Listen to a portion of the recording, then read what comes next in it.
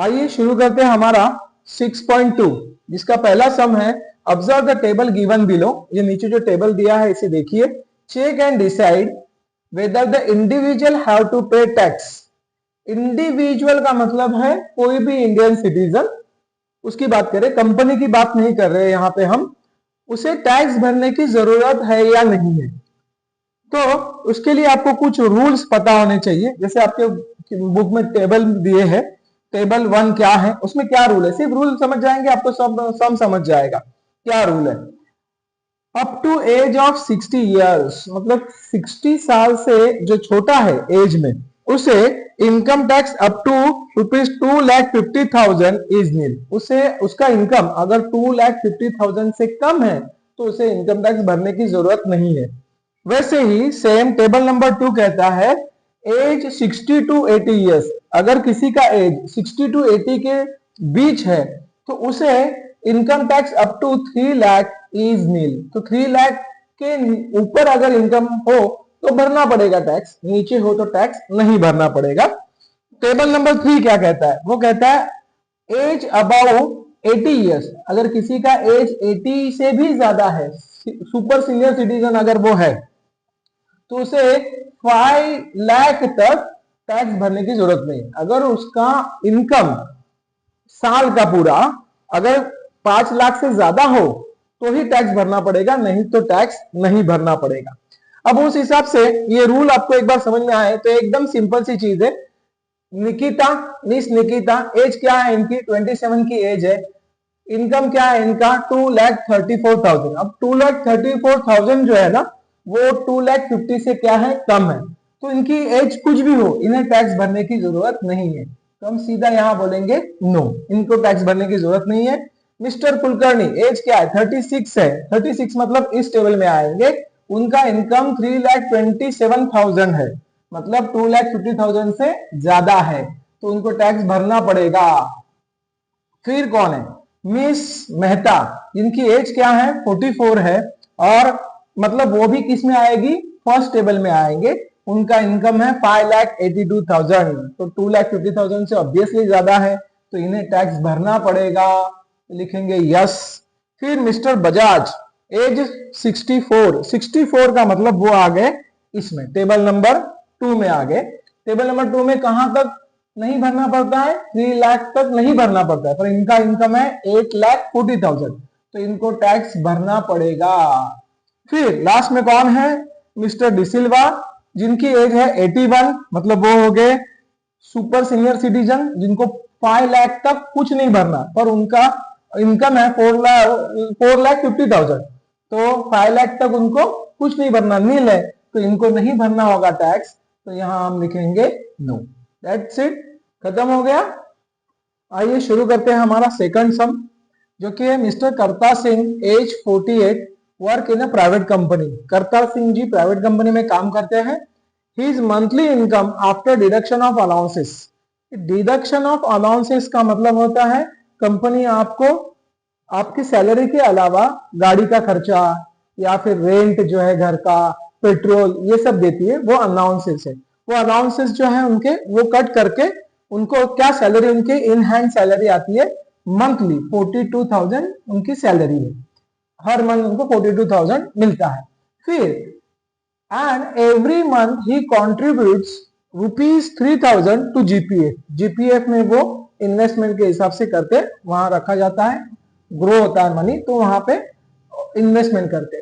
फिर उन्होंने इन्वेस्टमेंट दूसरी और एक की है। He has also brought ₹15,000 worth of NSC, national saving certificate. उन्होंने 15,000 के नेशनल सेविंग सर्टिफिकेट लिए है, इन्वेस्टमेंट होती है ये भी। साथ में and donated ₹12,000 to the PM's relief fund. तो ये डोनेशन है, उन्होंने डोनेशन दिया है पीएम्स रिलीफ फंड के लिए। और वो कहते हैं compute his income tax. Compute means to calculate his income tax. अब इसके लिए हमें क्या करना पड़ेगा? सबसे पहले हमें इनका ईयरली इनकम निकालना पड़ेगा, क्योंकि इन्होंने मंथली दिया है, तो उसको कुछ नहीं, 12 से मल्टीप्लाई करेंगे तो ईयरली इनकम आ जाएगा। साथ में ये चीज जरा समझना आप, ये जो अमाउंट्स है इसके ऊपर गवर्नमेंट टैक्स नहीं लेती। तो जो उनका ईयरली इनकम होगा उसमें से इसे डिडक्शन कहा जाता है, तो उसको डिडक्शन होगा, ये पैसा कम किया जाएगा और वो जो बची हुई अमाउंट है उसके ऊपर उनको क्या लगेगा, टैक्स लगेगा। तो पहले हम क्या करेंगे, इनका ईयरली इनकम फाइंड आउट करेंगे। Mister Kartar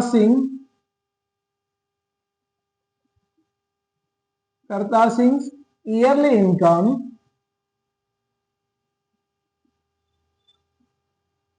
is equal to, mister Kartar Singh yearly income is equal to कितना, मंथली उनका 42,000 है, इंटू मल्टीप्लाइड बाय 12, तो हो जाएगा 5,04,000 रुपीज हो जाएगा। बराबर। फिर ये जो बात की है डिडक्शन की, कि इसमें से डिडक्ट करना पड़ेगा, क्या डिडक्ट करना पड़ेगा, डिडक्शन फाइंड आउट करता हूं। डिडक्शन के रूल होते हैं, लिखने पड़ते हैं हमें। डिडक्शन में रूल आपका होगा ATG, ATC और ATD, इस हिसाब से उनका डिडक्शन होगा। अब देखिए डिडक्शन में क्या क्या लिया जाएगा। पहला जीपीएफ, तो पहला लिखता हूं यहां पे GPF.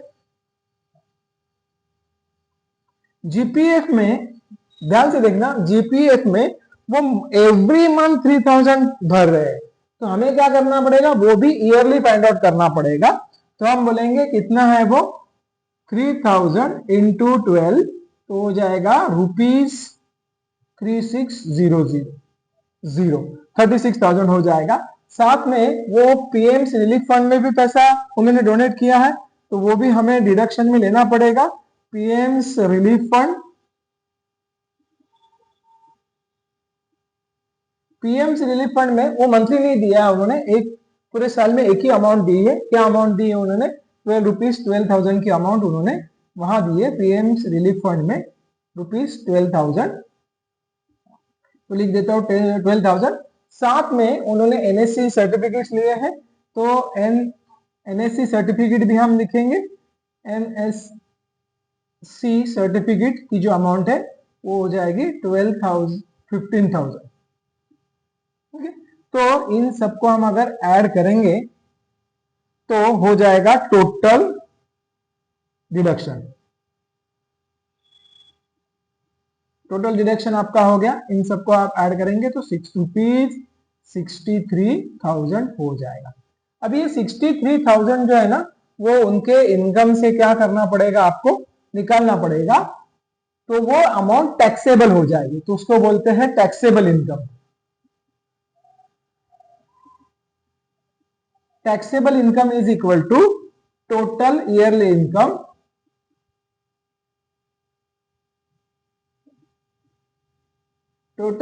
Income minus total deduction. अब टोटल ईयरली इनकम हमने निकाला है, कितना है, 5,40,000 माइनस टोटल डिडक्शन क्या है वो भी फाइंड आउट किया है, कितना आया, 63,000। अब 5,42,000 में से 63,000 आप माइनस करेंगे तो आएगा 4,41,000। ये क्या उनकी टैक्सेबल अमाउंट, टैक्सेबल इनकम, ये उनका टैक्सेबल इनकम हो गया। ठीक है, फिर हमें क्या करना पड़ेगा, टैक्सेबल इनकम निकालने के बाद हमें यह सोचना पड़ेगा कि इनकी उम्र क्या है, क्योंकि टेबल 1, टेबल 2, टेबल 3 हमें दिया है, इनकी उम्र है 48 ईयर्स, जानबूझ के दिए उन्होंने, सब में इसकी जरूरत होती है। 48 ईयर्स दिया है, मतलब ये किस में आएंगे, फर्स्ट टेबल में इनका इनकम टैक्स स्लैब जो होगा फर्स्ट टेबल में होगा।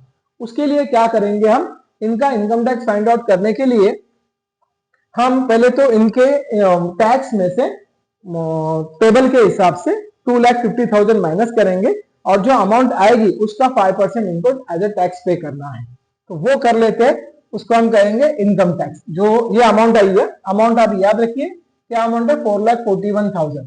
4,41,000 से हम 2,50,000 को माइनस करेंगे, क्योंकि इनकम टैक्स स्लैब के हिसाब से और इनकम टैक्स के टेबल के हिसाब से ऐसा होता है।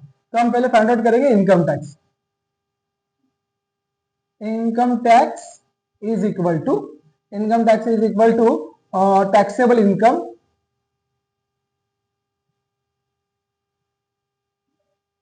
माइनस 2,50,000 50,000।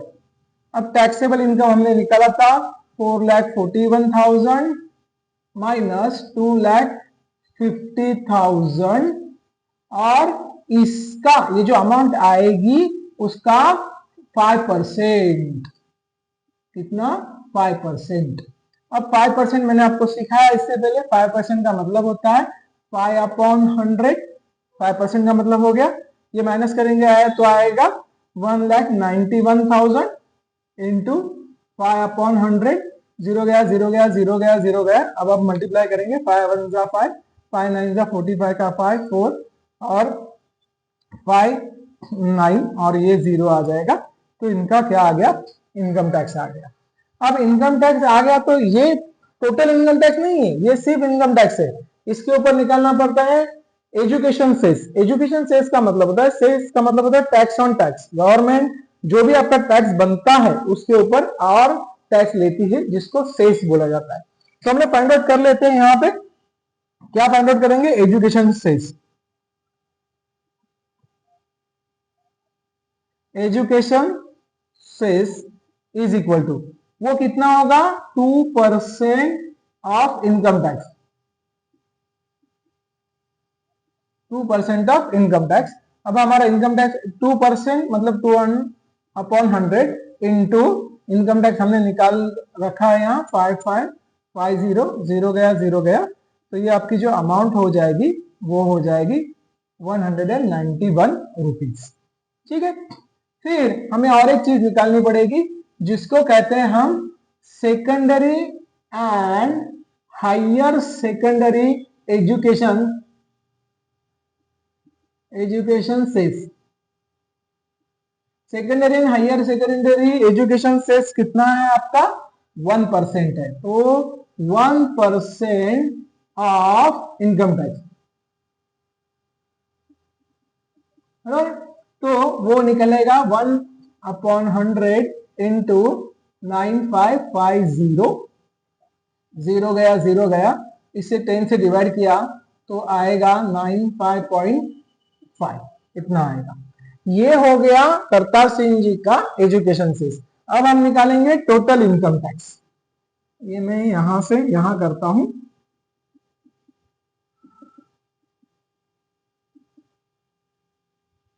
टोटल इनकम टैक्स में क्या होगा?